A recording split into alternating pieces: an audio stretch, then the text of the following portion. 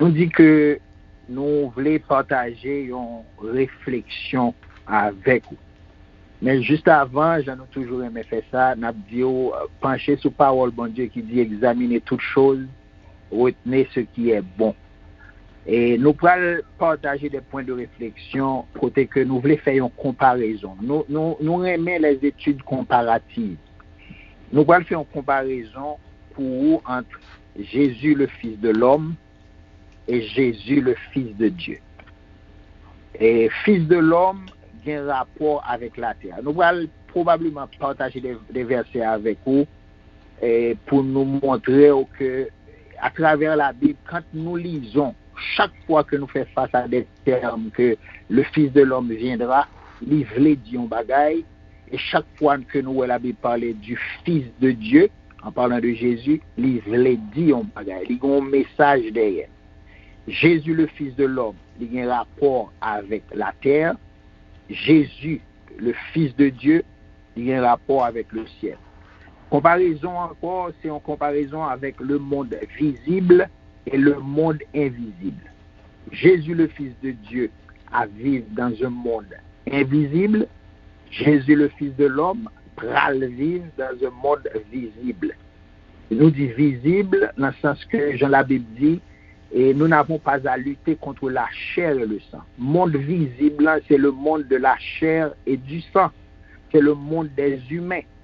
La Bible dit, nous, dans Éphésiens 6, il dit, mais nous avons à lutter contre les esprits méchants dans les lieux célestes. C'est le monde invisible.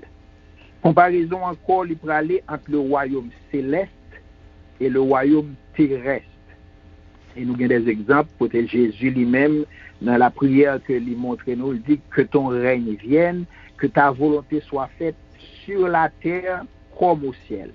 Au ciel, c'est le monde invisible. La terre, c'est le monde visible.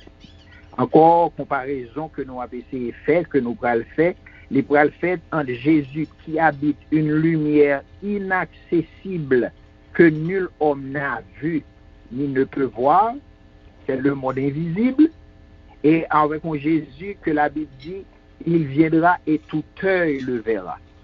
Et nous avons souligné pour vous, celui qui va venir pour régner sur la terre, côté que la Bible dit tout œil le verra, ce sera le Fils de l'homme qui va siéger sur le trône de David. Et il y a des références que nous tous connaissons, côté que la Bible dit quand le Fils de l'homme au renouvellement de toutes choses. Car le Fils de l'homme doit venir dans la gloire de son Père avec ses anges et il rendra à chacun selon ses œuvres. Dans Matthieu, il dit, je vous le dis en vérité, quelques-uns de ceux qui sont ici ne mourront point qu'ils n'aient vu le Fils de l'homme venir dans son règne. Matthieu 25 dit, lorsque le Fils de l'homme viendra dans sa gloire avec tous les anges, il s'assiera sur le trône de sa gloire. Maintenant, pendant que la Bible parlait du Fils de l'homme, le retour du Fils de l'homme, et bien, de l'autre côté, la Bible parlait dans Jean, côté que Jean dit, j'ai vu et j'ai rendu témoignage qu'il est le Fils de Dieu. Car le Fils de Dieu, Jésus-Christ, qui a été prêché par nous au milieu de vous, par moi, dit Paul, par Sylvain et par Timothée, n'a pas été oui et non, mais c'est oui qui a été en lui. Maintenant, on peut poser cette question. Ok, avant même nous d'aller plus loin, nous dit que comparaison entre le royaume céleste et le royaume terrestre, comparaison entre Jésus qui habite une lumière inaccessible. Nous venons de passer là en Timothée 6, verset 16. Côté la Bible dit, il habite une lumière inaccessible que nul homme n'a vu et puis ni ne peut voir. Ça, c'est Jésus qui habitait dans le ciel. Là, c'est Jésus, le Fils de Dieu. L'homme ne peut pas voir Jésus, quand la Bible dit, nul ne peut voir ma face et demeurer en vie. De qui nul, la Bible a parlé? La Bible a parlé de nul homme, nul être humain, nul mortel. Kataboué, la face de Dieu est demeurée en vie. Maintenant, nous cabalons plus loin pour nous dire, pendant que la Bible dit Jésus habite une lumière inaccessible, que nul, c'est écrit noir sur blanc dans la Bible, que nul homme n'a vu ni ne peut voir, mais il y a un Jésus qui va venir, le Fils de l'homme. La Bible dit tout œil le verra. Nous connaissons très bien que Jésus est Dieu, que Jésus est le Fils de Dieu. C'est ça que fait Juif qui est sorti pour le tuer, parce qu'en disant qu'il est le Fils de Dieu, il se fait lui-même Dieu. Maintenant, le Juif a un problème à ça, de ce que Jésus t'est fait Dieu. Et nous connaissons, il a tout pouvoir m'a été donné, comme il l'a dit, dans les cieux et sur la terre, et que pas aucun autre nom. Donc, nous croyons, et avec toute force, nous que Jésus est Dieu à la gloire du Père.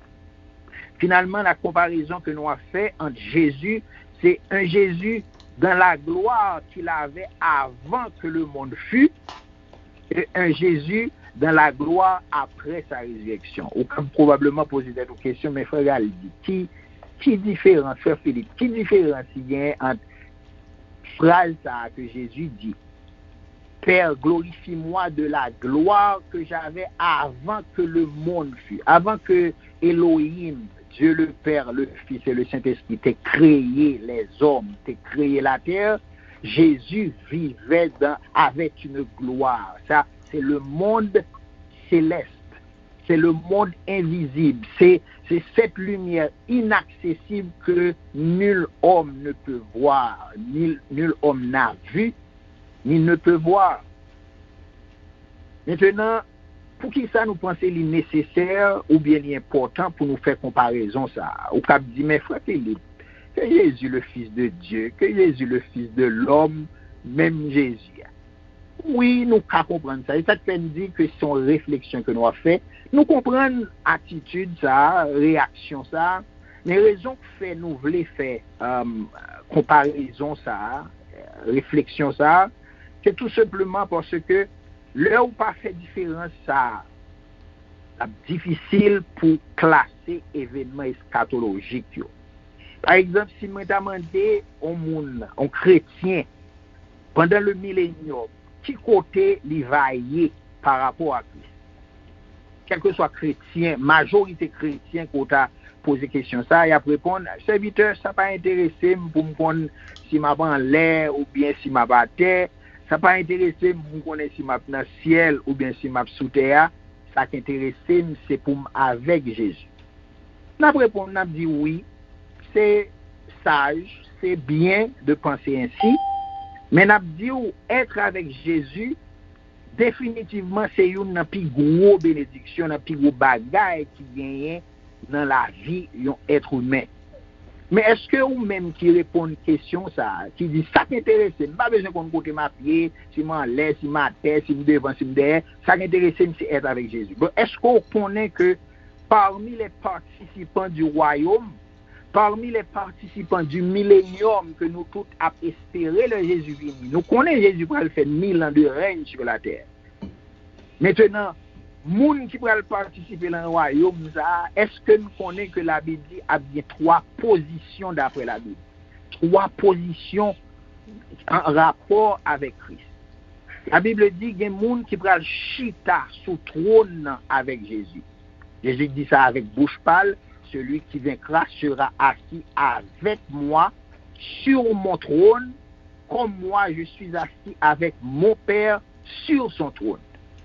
Mais en première position, non première catégorie, positionnellement parlant, qui a avec Jésus. Groupe ça là avec Jésus, mais l'autre groupe, la Bible dit, c'est le monde qui a campé devant le trône. Nous sommes dit que il y a un groupe qui a chita sous le trône, mais la Bible nous dit qu'il y a un groupe monde qui a campé devant le trône. Là, l'information commence à être intéressante. Si il y a un monde qui a chita sous le trône Jésus, si quelqu'un qui peut camper devant le trône, là, si nous t'as choisi, même avec vous, je n'ai pas même besoin de mettre parole dans la bouche, je suspecte qu'ils soient choisis. Si nous avons un verset qui dit, moun qui peut camper devant le trône, qui est sauvé, la Bible dit, ce sont ceux qui viennent de la grande tribulation. Oui, ils ont lavé leur robe dans le sang de l'agneau, mais Mounzayo, il a servi Jésus devant le trône pendant 1000 ans. C'est ça la Bible dit. Mais pas oublier, parti là qui vainquent, il y a chita sous trône avec Jésus. Maintenant, qui laisse ça qui parle chita sous trône avec Jésus et comment cela va se faire? La Bible claire, au son de la trompette, les morts en Christ ressusciteront premièrement et nous les vivants nous serons enlevés pour aller rencontrer le Seigneur et Sauveur dans les airs et ainsi nous serons toujours avec le Seigneur. Mais moun ça qui a enlevé automatiquement ils ont enlevé, ils ont rentré dans l'éternité. L'église qui a enlevé, l'enlèvement de l'église a fait que les participants de l'enlèvement de l'église, moun sa yo automatiquement rentré dans l'éternité. Pendant que l'église rentrait dans l'éternité, la va retourner avec Jésus, la chita sous trône avec Jésus pour juger le monde, pour juger les 12 tribus d'Israël, pour juger les anges. Mais pendant que l'église enlevée, la Bible dit, il y a des gens qui parlent dans le millénium, dans le royaume de Dieu, qui parlent camper devant le trône pour servir Dieu pendant 1000 ans. Nous, le passage, ça, c'est un temps limité. L'église rentre dans l'éternité, mais les gens qui campé devant le trône, yo même y a servi Jésus. Oui, encore une fois, nous connaissons la Bible dit qu'ils ont lavé leur robe dans le sang de l'agneau. En d'autres termes, il y a bien opportunité. Jean, pasteur et frère Rochnel t'a mentionné ça la semaine dernière. Mounsaou bien pour rentrer dans l'éternité bienheureuse. Pendant le millénium, 1000 ans sur la terre, que Jésus va régner sur le trône de David. Le Jésus qui va régner sur le trône de David, c'est un Jésus, fils de l'homme. C'est écrit dans la Bible, quand le Fils de l'homme, au renouvellement de toutes choses, sera assis sur son trône, vous qui m'avez suivi, vous serez aussi avec moi, assis sur le trône pour juger. Ça, c'est privilège que l'Église gagne. Maintenant, les gens qui viennent de la grande tribulation, qui l'avaient au bio, ils ont servi mettre là pendant 1000 ans, parce qu'ils ont passé à travers la grande tribulation, bon Dieu fait grâce à, il a participé dans le royaume. Mais pour moun sa rentrer dans l'éternité, il va falloir, garantie à rentrer quand même, en parlant de ça, parce qu'ils ont lavé leur robe dans le sang de l'agneau. Mais, jouissance, grâce, bénédiction que l'Église bien temps a joui 1000 ans avant moun sa c'est quelque chose d'extraordinaire. Mais encore une fois, nous disons, qui différencie bien entre position ça, chita sur le trône, celui qui vaincra sera assis avec moi sur mon trône, comme moi je suis assis avec mon Père sur son trône. Donc, beaucoup de chita sur le trône. Nous, pour montrer, d'après Apocalypse 7, ceux qui viennent de la grande tribulation, ils ont lavé leur robe et ils ont servi mon Dieu devant le trône. Et puis, une troisième catégorie, ce sont les anges, même les anges, le monde invisible, ils sont autour du trône, ils sont devant le trône, ils servent Dieu partout où il est, même le ciel, l'invisible, dans Santarele, dans l'éternité, que l'Église prend un privilège pour rentrer dans l'éternité au son de la trompette. Mais frère Philippe, est-ce que c'est vraiment important côté m'vailler si effectivement avec Jésus? Bon cantique que nous connaissons très bien et lui-même nous chanter, nous dit avec tout cœur nous, mais il y a un message là-dedans. Qui message lié, son message côté qu'il a parlé du parvis, du lieu saint et du lieu très saint. Si nous demandons, après que nous allons chanter cantique ça, ou bien nous allons dire parole bien la cantique ça, si nous demandons, ou même qui attend des messages ça, dans trois positions ça, est-ce qu'on t'a remis rester dans la cour temple? Est-ce qu'on t'a remis rentrer dans le lieu saint? Ou bien on t'a remis rentrer dans le lieu très saint? Là encore, nous sommes capables de dire, semble si c'est comme ça, frère Galdi, frère Philippe, si y a la cour temple, si y a le lieu saint, si y a un lieu très saint, nous croyons que l'État sage pour un monde qui a choisi être avec Dieu dans le lieu très saint.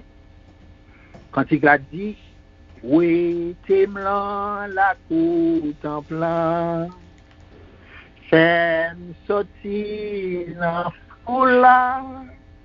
Fais-moi passer dans lieu saint. Côte sacrificateur yo.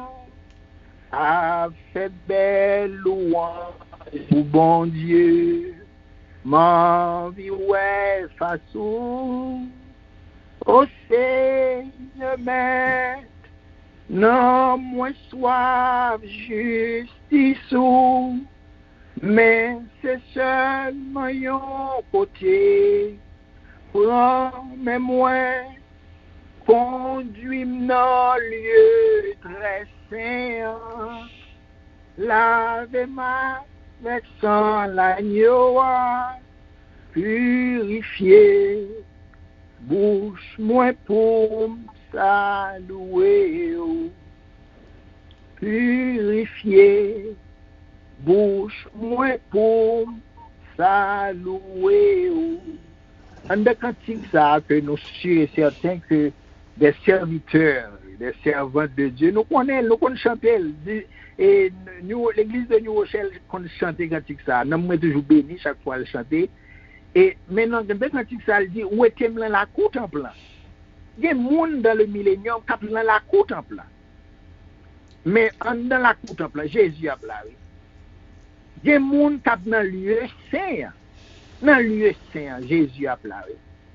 Il y a des gens qui ont dans le lieu très saint, mais dans le lieu très saint, c'est là que nous verrons la face de Dieu. Moun qui a bien accès à lieu très saint. Nous songez un passage moi lit dans je pense que c'est Isaïe ou Ézéchiel 44 si je ne m'abuse, côté que l'information, comment on a dit ça, la structure que bon Dieu mettait dans le temple ça, côté que le débat Moïse a make sure que ou fait selon le modèle. En le modèle temple ça, tabernacle ça, gagne yon la cour, gagne yon lieu saint, yon lieu très saint. Bagay que m'aime la phrase ça qui dit, c'est le souverain sacrificateur yo a rentrer en dans lieu très saint. Pour rentrer en dans lieu très saint ça, côté que la gloire de Dieu c'est l'allié. Il faut que nous connaissions soit marron code langue pour si toutefois yo pas pur, ils sont en code pour aller. Ça me remet dans le passage, c'est que la Bible dit, le fin de rentrer dans le lieu très saint, l'Éternel dit comme ça, et peut-être n'a va partager verset ça avec vous, malgré nous pas gagner sous la main. Il dit, oh, monsieur, le noir saute, il a parlé avec les souverains sacrificateurs, les fils de Zadok. Prends mot ça pour moi, s'il vous plaît. Les fils de Zadok. Qui c'est un groupe de monde qui était allé, au-delà de attente. Il y a les Lévites, mais il y a des Lévites qui se sont éloignés de Dieu. Mais les fils de Dieu, les fils de Zadok, qui ne se sont pas éloignés de Dieu, c'est eux qui ont rentré dans le lieu très saint. Et l'Éternel dit, nous-mêmes qui rentrons dans le lieu très saint, combien l'un fin rentrer, nous venons offrir sacrifices, que ce soit des sacrifices de louange. Le nous a sorti, radissou nous pouvons rentrer dans le lieu très saint, déposer le dehors devant porte là. Pas sortir dans le lieu saint avec, pas sortir dans la cour temple avec, parce que gloire rad ça, la trop fort pour moun qui dehors. Parce que moun dehors yo poko gen accès à lieu très saint. Et moun qui a accès à lieu très saint ça, encore une fois, qui est-ce que la Bible dit qui est dans le parvis? Oubliez, nous dit dans Apocalypse 7, ce sont ceux qui viennent de la grande tribulation, ils ont lavé leur robe et puis ils le servent jour et nuit pendant 1000 ans. C'est un temps limité. Mais l'église que Jésus fait promesse, côté que le pral bail l'église, les 5 couronnes. Alors nous dit 5, s'il y a un monde qui compte 6, 7, c'est pas un problème. C'est pas le nombre de couronnes qui est important, mais c'est qualité couronne. Qualité couronne, c'est première couronne, c'est la vie éternelle.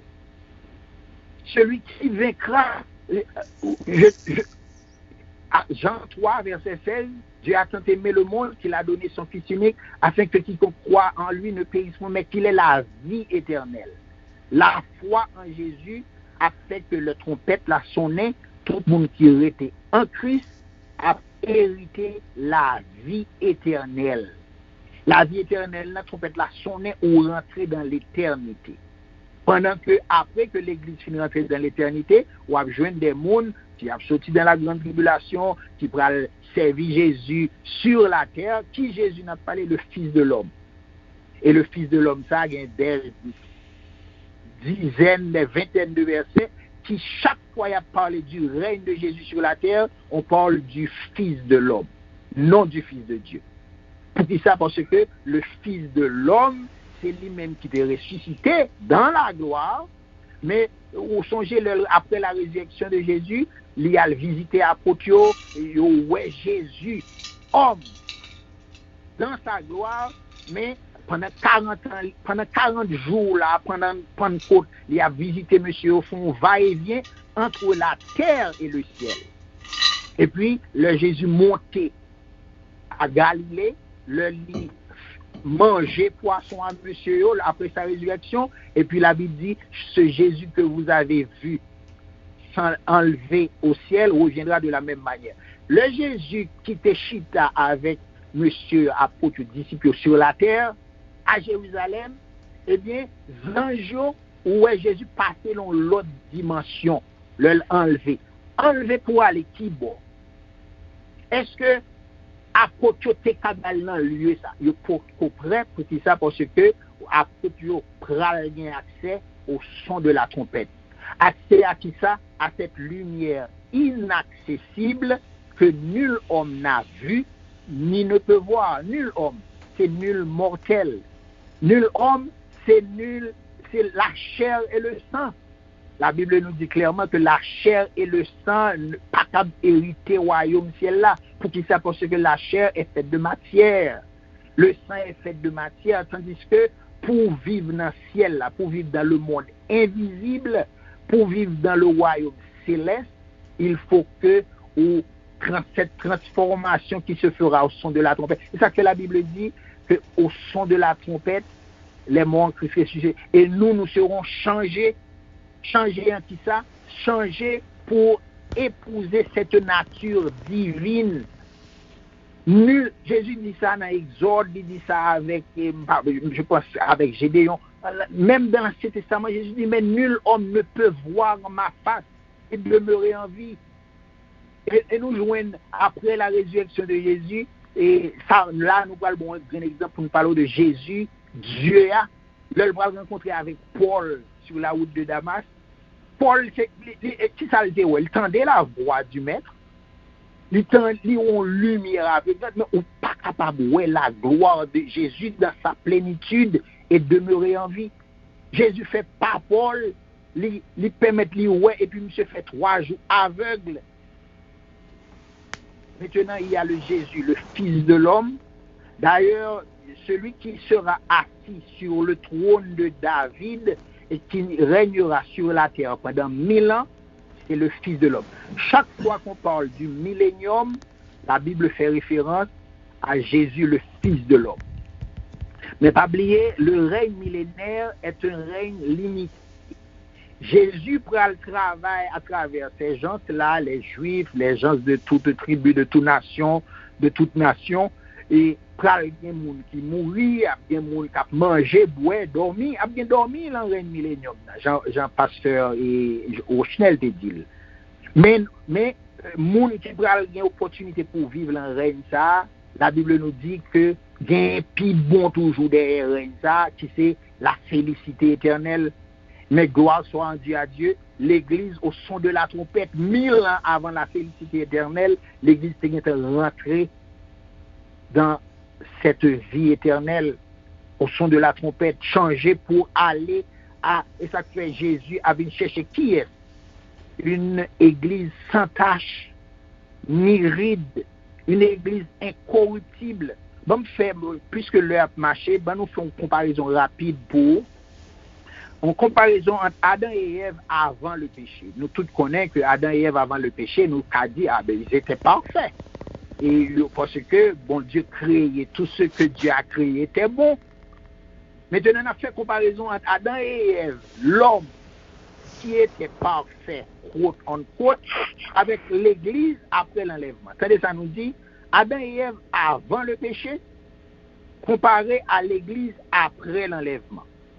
Avant le péché, Adam et Ève étaient parfaits, en ce sens qu'ils étaient sans péché, ils n'étaient pas corrompus, parce qu'ils étaient gagnés sans bon Dieu dans eux-mêmes, ils étaient gagnés essence bon Dieu dans eux, mais je vais dire là, moi sûr que nous ne sommes pas d'accord, mais là nous allons vérifier le ouais, ça me dit c'est vrai. Adam et Ève, ils étaient corruptibles. Ils n'étaient pas corrompus, ils étaient sans péché, mais ils étaient corruptibles. Ça veut dire, frère Philippe, comment on fait dire que Adam et Ève étaient corruptibles pendant que, avant le péché, il n'y a pas de péché, côté corruption, eh bien, corruptible parce que Satan est arrivé corrompu. Ils étaient corruptibles, Satan t'a offert un bagage et puis il t'a laissé séduire. Mais encore une fois, gloire soit rendue à Dieu, l'Église. La Bible dit, l'Église, contrairement à Adam et Ève, l'Église sera parfaite, en ce sens que l'Église sera sainte, l'Église sera sans ride, l'Église sera sans tache, l'Église sera sans péché. On a parlé de l'Éphésiens, tout ça on a dit là, l'Éphésiens.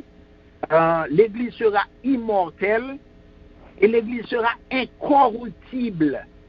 Incorruptible parce que le ça de tout trompette la sonne ou enlever, pas de corruption, pas de monde qui a corrompu encore. Tandis que Adam et Ève, ennemis ont arrivé corrompus. Mais ou même qui fait partie de l'Église, nous serons incorruptibles. C'est ça que Jésus a bien cherché, une Église sans tache, ni ride, ni rien de souillé. L'Église sera semblable aux anges. C'est ça que fait le monsieur Otal devant Jésus. Il dit, mais le royaume, le 5, 7 moun sa qui était marié, qui est-ce que? Il dit, monsieur, nous par contre, ça n'a pas parlé. Hein. Au renouvellement de toutes choses, ça bien fait de mari et de femme, car vous serez comme des anges. C'est passer d'un état matériel, d'un état physique à un état spirituel pour atteindre cette lumière inaccessible.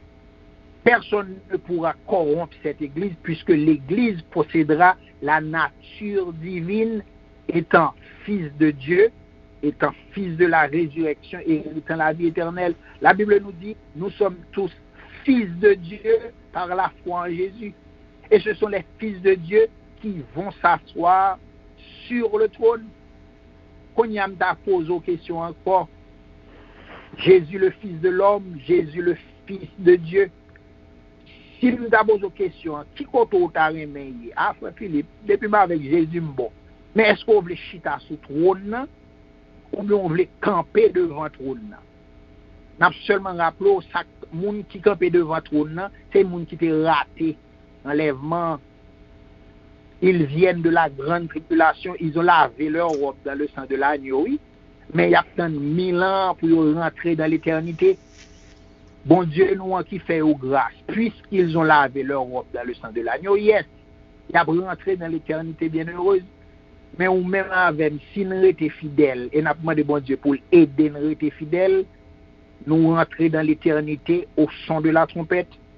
Dans Colossiens 3, verset 10, ça dit, ayant revêtu l'homme nouveau qui se renouvelle dans la connaissance selon l'image de celui qui l'a créé. 2 Pierre 1, verset 4 à 8, afin que vous deveniez participants de la nature divine, en fuyant la corruption qui existe dans le monde par la convoitise. La Bible nous dit, dans Philippiens 3, verset 20, mais notre cité à nous est dans les cieux, d'où nous attendons aussi comme sauveur le Seigneur Jésus, qui transformera le corps de notre humiliation en le rendant semblable au corps de sa gloire. Nous allons hériter la nature divine et comme le a fait nos défauts, on n'a pas obligé fini. La Bible dit pour le moment, nous sommes enfants de Dieu et ce que nous serons n'a pas encore été manifesté, mais nous serons que lorsque cela sera manifesté, nous serons semblables à lui, car nous le verrons tel qu'il est. Là, on a parlé de Jésus, le Fils de Dieu. L'Église jouira de cette promesse sur la terre, mais pendant que la chita sous trône avec Jésus. Mais pendant que l'Église chita sous trône avec Jésus, il y aura des gens dans le millénium qui pourront manger, boire, dormir, celui, Jean Pasteur Rochinel dit, monde qui mourit à 100 ans, il mourit jeune. Et des monde, Pasteur Rochinel dit, des monde qui vont vivre 969 ans, même l'année. Mais tu sais là, oui, c'est sera dans le millénium. Mais gloire soit rendue à Dieu, l'Église vient rentrer dans la gloire au son de la trompette. Et pour nous connaître l'amour de Christ qui surpasse toute connaissance, en sorte que vous soyez jusqu'à toute la plénitude de Dieu. C'est une exhortation que apôtre Paul a adressée aux Éphésiens. Il dit il faut que nous travaillions pour nous rentrer, pour nous gagner toute la plénitude de la divinité. Que bon Dieu bénisse nous. Moi, je demande bon Dieu pour le permettre nos réflexions ça que nous partageons avec vous. Examinez toutes choses, mais retenez ce qui est bon. La différence entre le Fils de l'homme et le Fils de Dieu, à travers la Bible, quand la Bible parle du Fils de l'homme, il fait référence à la terre dans le millénium. Mais quand la Bible parle du Fils de Dieu, il parle de la origine